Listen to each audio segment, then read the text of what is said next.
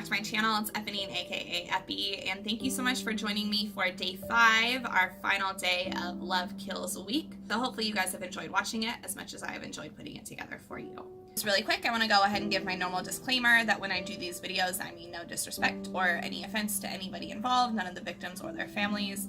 All of this is information that I've taken off the internet and compiled it into one little package so that anybody who's interested in this case can come to one location to get a lot of information. So our last case today is going to be the most high profile of all of these cases, and this is the case of Oscar Pistorious and his girlfriend Reeva Steenkamp.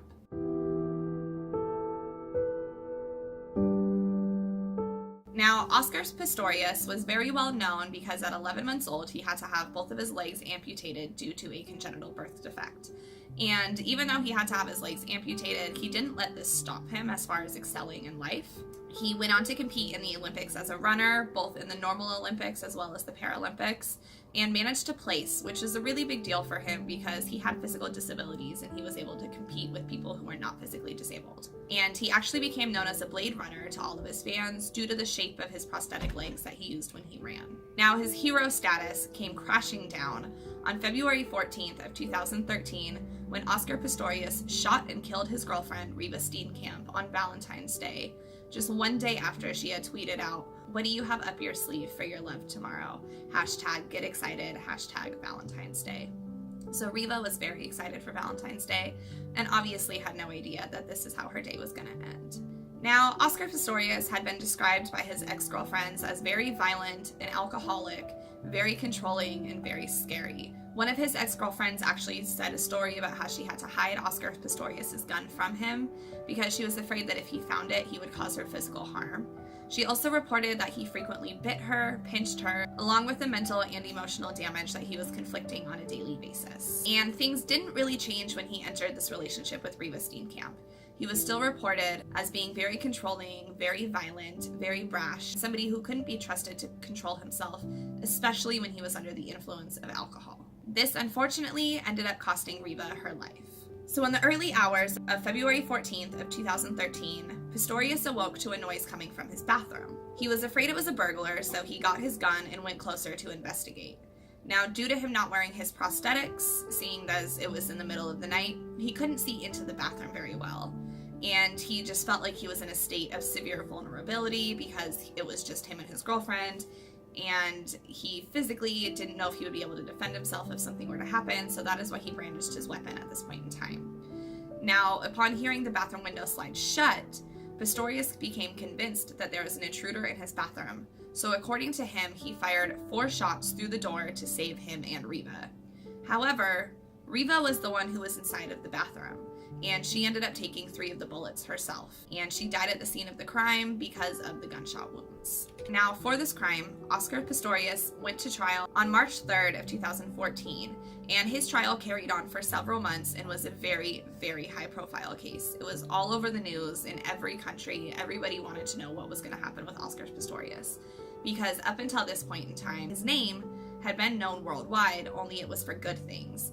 And because of this event, his name was now known worldwide for something really bad. At his trial, obviously there was a lot of people who testified. Some people praised Oscar and talked about his amazing accomplishments and how he would never do anything like this to jeopardize all of that. Other people, however, talked about how he wasn't always the greatest person, especially when he was drunk. The neighbors actually reported hearing screaming on the night of the murder, and they stated that it sounded as if a woman was screaming very loud and she was very, very afraid. They also stated that they heard arguing prior to the gunshots. The defense came out and said that Oscar Pistorious had a generalized anxiety disorder. So their defense was that he just was really, really anxious, had a lot of anxiety, and that made him more likely to shoot in self-defense. So after a few long months, the trial came to an end.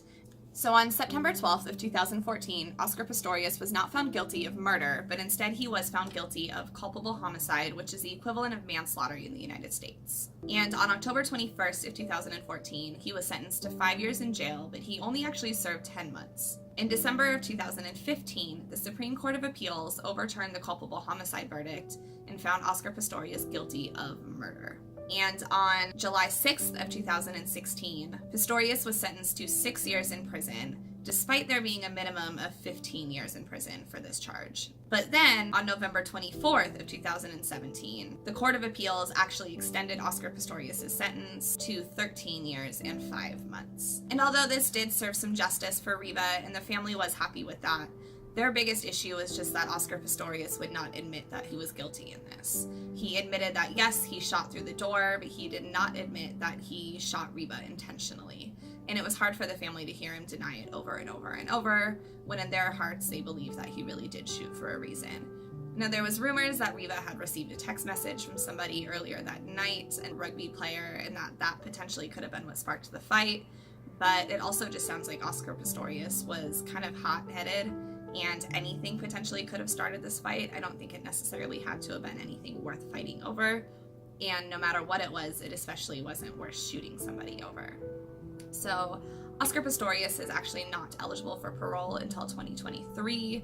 He will spend a long time in prison, which is good. I think that's where he belongs. It's also been reported that in prison, he has not been the easiest to handle there either. He's in a medical unit due to his disabilities, but he seems to think very highly of himself and seems to think that he's entitled to a lot of things in prison that not everybody is. And he seems to be struggling with that a little bit.